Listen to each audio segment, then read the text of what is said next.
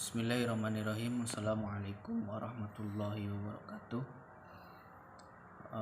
Alhamdulillahilladzi amarna bil ibadah wal jihadu fisabilillah wa nahana anil maksiati wal hiyanah. Asyhadu an la ilaha illallah wahdahu la syarikalah wa asyhadu anna Muhammadan abduhu wa rasuluhu alladzi la nabiyya ba'dah. Bapak dosen Pak Ridwan Effendi MPD yang saya hormati beserta rekan-rekan mahasiswa dan rekan-rekan yang saya hormati juga. Alhamdulillah pada kesempatan yang berbahagia ini izinkan kami dari kelompok Saifullah, Mardiah dan Teh JJ untuk mempresentasikan tentang konsep wahyu di dalam Islam dalam melaksanakan atau mengikuti pembelajaran tentang filsafat Islam. Untuk materi ini ada beberapa yang disampaikan, terutama dalam pembagian materi. Pemateri yang pertama yang akan menyampaikan insya Allah saya sendiri, dan yang kedua adalah Teh Mardiah, dan yang ketiga adalah Teh JJ.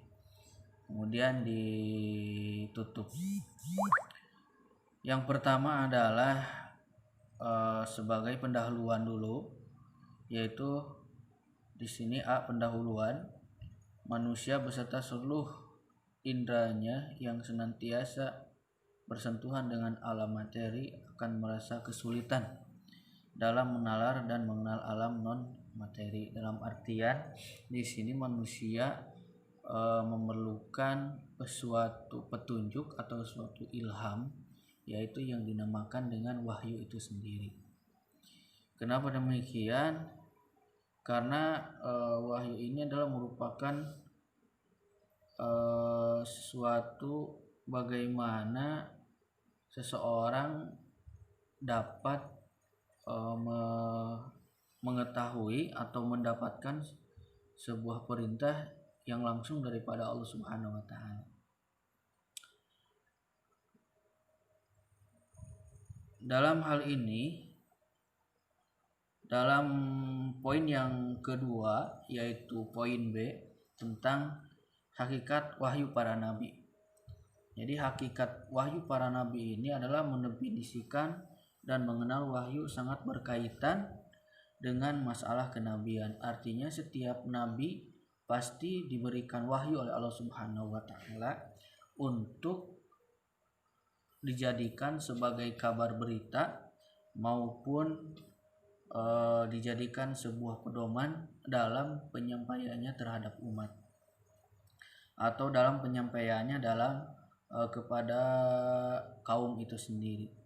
Kemudian di dalam hal wahyu ini ada yang namanya ta'rif dan ada yang namanya tasyri'. Jadi ada yang namanya ta'rif, ada yang namanya tasyri'. Adapun wahyu, ta'rif wahyu itu sendiri yaitu adalah pesan dan pemberitaan yang berasal dari makom dan ma'rifah, akal dan maknawi yang berada di alam. Akal adapun kenabian, kan? Nah, artinya ta'rif wahyu ini adalah merupakan pemberitaan yang berasal dari makom dan ma'rifah. Artinya ini adalah merupakan tuntunan daripada Allah Subhanahu wa taala secara khusus kepada kita semua, yaitu dengan cara mengilhamkan terhadap pikiran kita. Kemudian adapun kenabian tasyri' atau wahyu secara tasyri'i adalah pemberitaan akan ajaran-ajaran dan hukum-hukum ilahi. Jadi ini adalah merupakan mengedepankan tentang hukum-hukum ilahi, yang dimana ini adalah merupakan sangat penting bagi nabi untuk menyampaikan terhadap umatnya itu sendiri.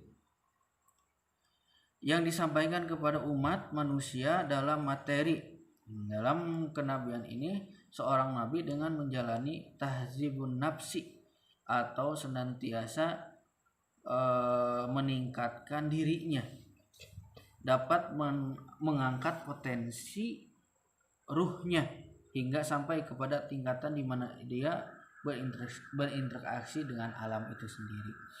Jadi wahyu menurut Asy'ari ini adalah merupakan bagaimana nabi itu sendiri diberikan ilham oleh Allah Subhanahu wa taala, baik itu secara hukum supaya di mana umat ini bisa mengerti apa yang dibawa dengan nabi itu sendiri. Adapun apapun perbedaan tingkatan dan makom yang telah dicapai oleh para nabi, kembali kepada tingkatan dan posisi masing-masing nabi itu sendiri. Jadi nabi itu sendiri mempunyai makom-makom sendiri, mempunyai tingkat-tingkatan sendiri, atau menerima wahyu daripada Allah Subhanahu wa taala itu adalah mempunyai tingkatan-tingkatan tersendiri. Tingkatan yang kembali kepada tingkatan dan posisi masing-masing nabi itu sendiri. Bisa jadi dikarenakan seorang nabi tidak berada dalam tingkatan yang tinggi, dalam mimpinya ia berinteraksi dengan salah satu akal yang berada di tingkatan lebih rendah. Jadi ini adalah merupakan sebuah tingkatan penerimaan wahyu itu sendiri. Baik, adapun kata wahyu dan kata sejenisnya digunakan dalam Al-Quran sebanyak 7-8 kali. Jadi kata wahyu di dalam Al-Quran ini adalah digunakan dalam sebanyak 7-8 kali. Makna dasar dari kata wahyu secara bahasa adalah memahamkan sesuatu dengan cepat. Memahamkan sesuatu dengan cepat ini adalah merupakan tugas para nabi ketika diberikan wahyu oleh Allah Subhanahu wa taala, bagaimana mereka memahamkan wahyu yang telah didapat daripada Allah Subhanahu wa taala itu paham terhadap umat dengan secara cepat dan tersembunyi. Makna itu terdapat dalam penggunaan kata wahyu secara keseluruhan. Jadi mana itu adalah merupakan wahyu secara keseluruhan. Dan adapun secara pemahamannya, ini wahyu terbagi menjadi beberapa bagian. Yang pertama, wahyu pemahaman secara fitrah. Jadi secara fitrah ini adalah merupakan secara suci. Dalam Al-Quran disebutkan dalam surat An-Nahl ayat 68 yang berbunyi, wa auhayna rabbuka ilan nahli anittakhidi min zibali buyutan wa minas syajari wa mimma ya'risun. Yang artinya, dan Tuhanmu mewahyukan kepada lebah, buatlah sarang-sarang di bukit-bukit, di pohon kayu, dan di tempat-tempat yang bikin manusia. Ini adalah merupakan suatu ayat yang dimana Syekh Mufid menjelaskan yang dimaksud dengan wahyu ini adalah ilham yang tersembunyi. Jadi Syekh Mufid mengatakan yang disebut dengan wahyu ini adalah ilham yang tersembunyi. Di antara perilaku lebah madu yang mengherankan adalah membuat sarang berbentuk segi enam yang terbuat dari malam melakukan penjagaan terhadap sarangnya. Artinya lebah ini adalah merupakan suatu binatang yang dimana ketika dia membuat sarang ini, penjagaan terhadap sarangnya itu sendiri atau penjagaan terhadap ratunya itu sendiri sangat luar biasa. Sangat luar biasa. Kemudian seluruh perilaku tersebut tersumber dari insting yang ada pada lebah itu sendiri. Jadi lebah untuk mengikuti atau lebah untuk melindungi daripada sarang-sarang sendiri, mereka sangat luar biasa dalam perilaku yang indah dan mengherankan tersebut, berbuat sesuai dengan ilham yang telah diberikan oleh Allah Subhanahu wa taala. Jadi lebah melakukan hal yang demikian ini adalah merupakan suatu ilham yang diberikan oleh Allah Subhanahu wa taala terhadap lebah itu sendiri. Bagaimana dia penjagaan terhadap madunya, penjagaan terhadap sarangnya. Adapun ketika ada orang yang musik mereka, bukan satu lebah yang akan menyerang mereka, tetapi semua lebah ikut menyerang terhadap orang yang musik mereka. Ini adalah merupakan ilham yang diberikan oleh Allah Subhanahu wa taala secara fitrah. Yang kedua adalah berlakunya sunatullah dan hukum alam. Nah, berlakunya sunatullah dan hukum alam ini adalah tertera di dalam surat Fussilat ayat 11 dan 12, yang dimana Allah Subhanahu wa taala berfirman yang artinya, kemudian dia menuju kepada penciptaan langit, dan langit itu masih berupa asap. Lalu dia dikatakan kepadanya dan kepada bumi, datanglah kamu keduanya menurut perintahku dengan suka hati atau terpaksa. Keduanya menjawab, kami datang dengan suka hati. Maka dia menjadikannya 7 langit. Dalam 2 masa dia mewahyukan pada tiap-tiap langit urusannya.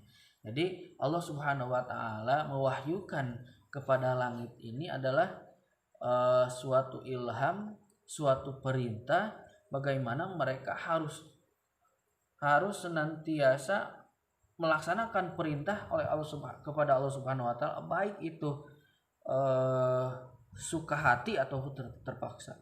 Kemudian dengan adanya wahyu dari Allah, ilham dari Allah, hukum sunatullah daripada Allah, maka pergantian antara malam dan siang hari ataupun langit ini merupakan, adapun pergantiannya ini adalah merupakan sudah sunatullah, sudah ditetapkan oleh Allah Subhanahu wa taala. Dia mewahyukan kepada tiap-tiap langit urusannya, dan kami hiasi langit yang dekat dengan bintang-bintang yang cemerlang dan kami meliharanya. Ya, Allah Subhanahu wa taala menjadikan langit ini adalah sebagai sunatullah, menjadikan sebagai ketetapan Allah Subhanahu wa taala. Sebaik-baiknya demikianlah ketentuan yang Maha Perkasa lagi Maha Mengetahui. Sebagai ahli tafsir, menafsirkan kata wahyu yang disebutkan dalam ayat tersebut adalah, yaitu di dalam surat Fussilat ayat 11 dan 12 kan. Sebagian ahli tafsir menafsirkan kata wahyu yang disebutkan dalam ayat tersebut adalah wahyu yang diberikan pada penghuni langit, yaitu para malaikat. Jadi malaikat pun juga ini adalah diberi wahyu oleh Allah Subhanahu wa taala, diberi ilham oleh Allah Subhanahu wa taala supaya mereka ini bisa menjalankan sebuah ketentuan-ketentuan yang berbentuk perintah kepada Allah Subhanahu wa taala. Jadi wahyu yang diberikan pada penghuni langit yang para malaikat dari 2 ayat tersebut dapat dipahami 2 poin berikut. Pertama, wahyu tersebut tidak melalui pembicaraan. Jadi wahyu tidak melalui sebuah pembicaraan, langsung diilhamkan oleh Allah Subhanahu wa taala kepada malaikat itu sendiri. Kemudian yang kedua adalah penerimaan wahyu tidak harus suatu yang memiliki akal. Jadi penerimaan wahyu ini tidak harus yang memiliki akal. Dan karena apa? Karena Allah senantiasa atas segala sesuatu ini adalah bisa atau dapat sesuai dengan kehendaknya. Innallaha ala kulli syai'in qadir. Sungguhnya Allah itu adalah maha atas segala sesuatu. Kemudian yang ketiga adalah ilham yang dipancarkan dalam hati. Nah, ini adalah ilham yang dipancarkan atau ditempatkan oleh Allah Subhanahu wa taala di dalam hati. Dalam Al-Quran yang berkenaan dengan ibu Nabi Musa alaihissalam yang menjelaskan tentang bagaimana Allah Subhanahu wa taala memerintahkan ibu Nabi Musa ya kan, ibu Nabi Musa itu sendiri, supaya Nabi Musa dimasukkan oleh Allah Subhanahu wa taala yaitu ke dalam peti. Kemudian Allah Subhanahu wa taala memerintahkan ibu Nabi Musa untuk si peti tersebut dihanyutkan di sebuah sungai. Yang dimana dalam ayat ini yaitu di dalam surat Al-Qasas ayat 7, kan, dalam surat Al-Qasas ayat 7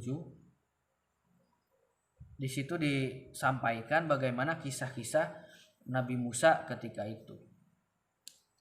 Kemudian penerima wahyu pada 2 ayat tersebut adalah ibu Nabi Musa.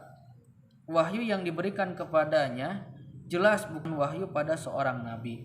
Jadi wahyu ini adalah merupakan wahyu yang tidak diberikan kepada seorang nabi, tetapi wahyu yang diberikan kepada ibu Nabi Musa, yang ketika itu ibu Nabi Musa diperintahkan Allah Subhanahu wa taala untuk memasukkan Nabi Musa ke dalam peti, kemudian dihanyutkan di dalam sebuah sungai. Kemudian yang keempat adalah wahyu yang melalui isyarat. Adapun wahyu yang yang melalui isyarat ini adalah yang sebagaimana di dalam Al-Qur'an surat Maryam ayat 10 sampai 11. Yang dimana Allah Subhanahu wa taala berkata kepada yang dimana Al-Quran ini menerangkan Zakaria berkata, Tuhanku berilah aku tanda. Ketika itu Zakaria berkata, ya Allah berikanlah aku suatu tanda. Kemudian Allah berfirman di dalam surat Maryam ayat 10 dan 11, tandamu adalah jangan engkau bicarakan dengan manusia selama 3 hari 3 malam berturut-turut. Kemudian dari mihrabnya ia keluar menjumpai kaumnya, lalu mewahyukan, mengisyaratkan pada mereka untuk memuji Allah sepanjang pagi dan petang. Jadi ini adalah wahyu yang melalui isyarat. Dalam ayat yang lain Al-Quran menjelaskan tentang kisah Nabi Zakaria sebagai berikut. Zakaria berkata, Tuhanku berilah aku sesuatu sebagai tanda. Allah Subhanahu wa taala berfirman, tandamu adalah jangan kau bicarakan dengan manusia selama 3 hari 3 malam kecuali dalam bentuk simbol atau isyarat. Banyaklah mengingat Tuhanmu dalam bertasbih kepadanya pagi dan petang. Jadi Allah Subhanahu wa taala memerintahkan kepada manusia supaya berbicara dengan manusia itu adalah melalui isyarat dan melalui isyarat. Pada kedua ayat di atas, yaitu dalam surat Maryam ayat 10 dan 11, pemberi wahyu isyarat adalah Nabi Zakaria dan penerima wahyu adalah kaumnya. Jadi yang mengisyaratkan adalah Nabi Zakaria dan yang menerima adalah kaumnya. Wahyu juga bermakna memahamkan suatu dalam bentuk isyarat yang hanya dipahami oleh orang-orang dituju, sebagaimana orang yang disebut pada ayat 41 surah Ali Imran yang menggunakan kalimat illa ramza, kecuali simbol. Kandungan dari wahyu juga berupa tasbih pada Allah di setiap pagi dan petang. Artinya wahyu melalui isyarat ini adalah yang dapat menerimanya itu adalah kaum-kaum tertentu, illa ramza, yaitu kaum-kaum tertentu, kan, kecuali orang-orang yang senantiasa bisa terhadap bahasa isyarat itu sendiri. Bahkan bahasa isyarat ini juga dalam hal ini zaman sekarang pun juga banyak orang yang berbicara yaitu dengan isyarat itu sendiri. Ini adalah merupakan wahyu pada wahyu yang diberikan oleh Allah Subhanahu wa taala. Kemudian yang kelima, ini adalah wahyu yang diberikan pada malaikat atau wahyu pada malaikat. Al-Quran menjelaskan manakala Tuhanmu mewahyukan kepada malaikat, aku bersama kalian, kukuhkanlah langkah orang-orang mukmin, yaitu dalam surat Al-Anfal ayat 12. Surat Al-Anfal ayat 12. Pada ayat tersebut pemberi wahyu adalah Allah. Jadi tetap pemberi wahyu yang hakikatnya itu adalah Allah Subhanahu wa taala. Atau penerima wahyu adalah para malaikat. Jadi di sini yang memberikan wahyu itu langsung Allah Subhanahu wa taala kepada malaikat. Akan tapi wahyu tersebut bukanlah wahyu kenabian dan bukan pula dengan menciptakan pembicaraan atau menciptakan suatu, karena para malaikat sebagaimana yang telah ditetapkan dan dibuktikan bahwa mereka tidaklah berjasad atau tidaklah memiliki materi. Artinya wahyu di sini tidak melalui suatu pembicaraan. Kan karena apa? Karena malaikat ini di sini dikatakan tidak berjasad atau tidak memiliki materi. Ini adalah langsung daripada Allah Subhanahu wa taala. Kemudian yang ketujuh ada juga yang namanya wahyu setan. Jadi wahyu yang dimana di sini dikatakan Al-Quran menerangkan sungguhnya setan mewahyukan kepada pengikut mereka agar berdebat dengan kalian, artinya agar berdebat dengan orang-orang mukmin. Jadi setan pun juga ini sama mewahyukan sesuatu wahyu yang dimana agar orang-orang ini adalah berdebat dengan orang-orang muslim atau saling memusuhi di antara umat yang lainnya. Jika kalian mentaati mereka, kalian tergolong orang-orang yang musyrik. Ini adalah merupakan ancaman daripada Allah Subhanahu wa taala. Kalau kita mematuhi terhadap wahyunya setan atau perintahnya setan, maka kita tergolong terhadap orang-orang musyrik. Nauzubillahi min dzalik. Kemudian dalam surat Al-An'am ayat 112 pun juga demikian.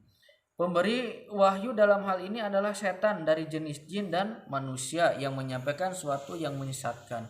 Artinya setan dari dulu juga ini adalah merupakan musuh bagi orang-orang mukmin, yang dimana ini harus nantiasa dijadikan musuh pula oleh orang mukmin itu sendiri. Bagaimana Allah Subhanahu wa taala berfirman di dalam surat 2 Al-Baqarah ayat 208, ya ayyuhalladzina amanu dkhulu fisilmi kafah wa la tattabi'u khutuwati syaiton innahu lakum aduwwum mubin. Jadi setan ini adalah merupakan suatu musuh yang nyata bagi kaum muslimin dan kaum mukminin, sehingga tidak ada toleransi sedikit pun terhadap setan itu sendiri. Makanya wahyu daripada setan ini harus nantiasa kita tinggalkan.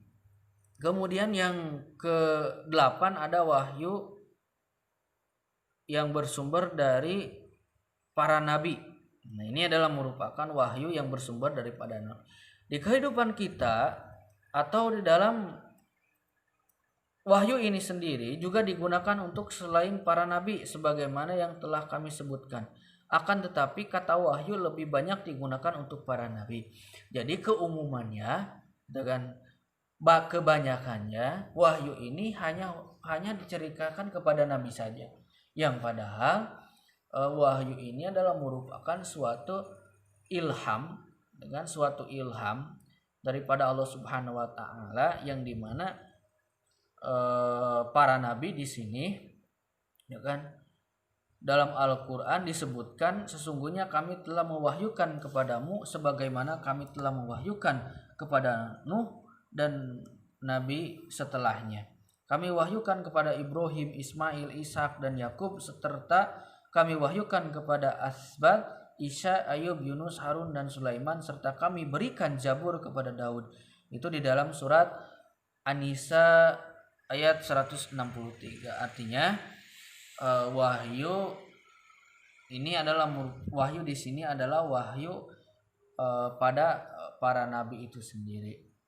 Dalam ayat lain Al-Quran menjelaskan, katakanlah apakah kesaksian yang paling besar? Katakanlah Allah menjadi saksi antara aku dan kalian, diberikan wahyu kepadaku berupa Al-Quran ini untuk memberikan peringatan kepada kalian dan orang-orang yang Al-Quran sampai kepada mereka. Jadi contoh nabi kita Nabi Muhammad SAW ini adalah merupakan wahyu terakhir, yaitu wahyu yang diberikan Allah Subhanahu wa taala yang berupa kitab Al-Qur'anul Karim, kitabnya orang mukmin, kitabnya orang-orang muslim, atau aturan-aturan hidup kita yang diwahyukan oleh Allah Subhanahu wa taala melalui Nabi Muhammad SAW. Nah, itulah adalah merupakan penerimaan wahyu, atau di antara macam-macam wahyu yang senantiasa bisa kami sampaikan. Mudah-mudahan bermanfaat penyampaian dari saya. Kemudian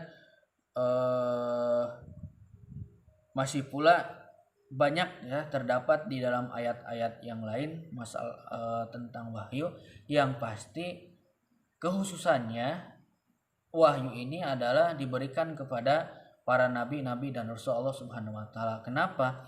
Karena mereka adalah merupakan suatu figur, suatu utusan Allah Subhanahu wa taala untuk menyebarkan aturan-aturan Islam, atau untuk menyebarkan berita-berita tentang bagaimana mereka mentaati Allah dan Rasul-Nya. Itu saja yang bisa saya sampaikan, mudah-mudahan bermanfaat. Untuk selanjutnya pemateri kedua akan disampaikan oleh saudari Mardiah. Tempat dan waktu saya silahkan. Baiklah, saya akan melanjutkan presentasi pada pertemuan kali ini yang akan mempresentasikan materi tentang beberapa perspektif mengenai hakikat wahyu dan pandangan filsuf muslim terhadap wahyu.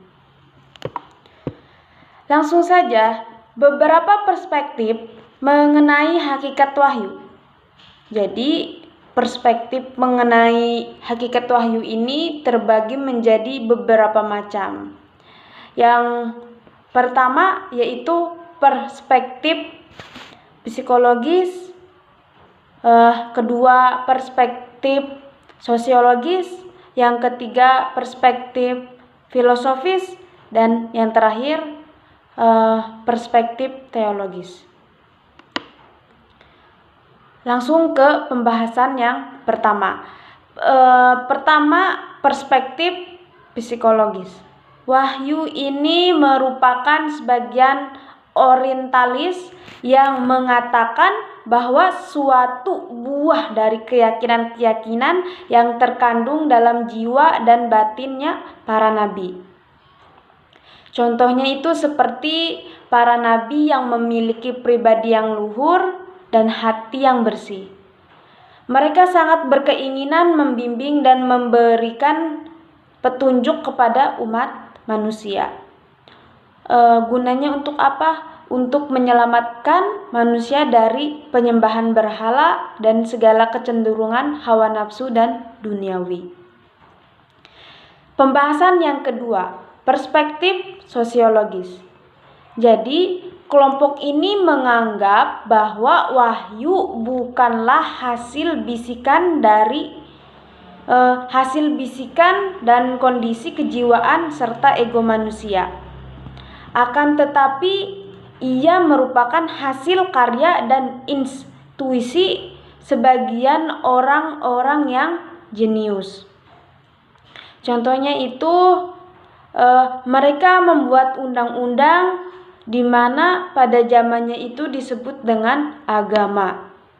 Nah, sampai sekarang adanya agama karena emang pemikiran dari perspektif sosiologis.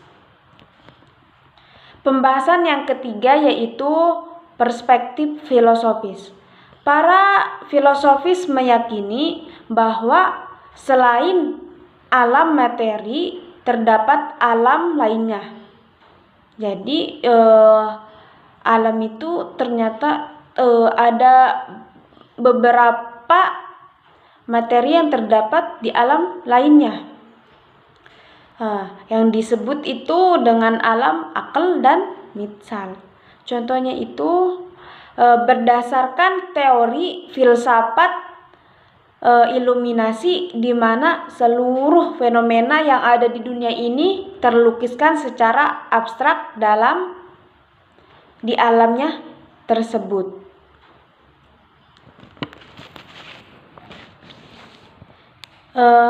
Pembahasan yang terakhir yaitu perspektif teologis. Menurut pandangan yang tersohor dalam teologi Islam dan teologi Nasrani menyatakan bahwa wahyu adalah lafaz. Lafaz itu kata-kata, pesan dan wejangan yang diturunkan dari Tuhan, baik secara langsung maupun melalui malaikat kepada nabi. Contohnya itu seperti wahyu yang diturunkan kepada Nabi Muhammad SAW berupa Al-Quran. Lanjut ke materi pembahasan pandangan filsuf Muslim terhadap wahyu. Di sini di mana ada beberapa yang mengemukakan, menurut Syekh Muhammad Abduh, wahyu ini berdefinisi yang umum dikenal dengan pesan Tuhan.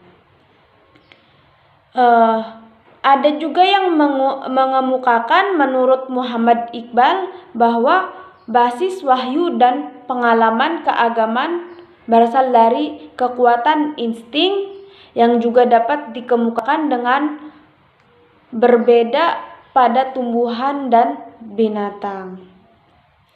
Jadi bisa ditemukan melalui tumbuhan dan binatang. Sedangkan menurut Saurus, wahyu itu bisa dikatakan kenabian sejenis pengalaman dan kasyaf. Sedangkan ada beberapa yang mengemukakan juga Mujtahid Subastari.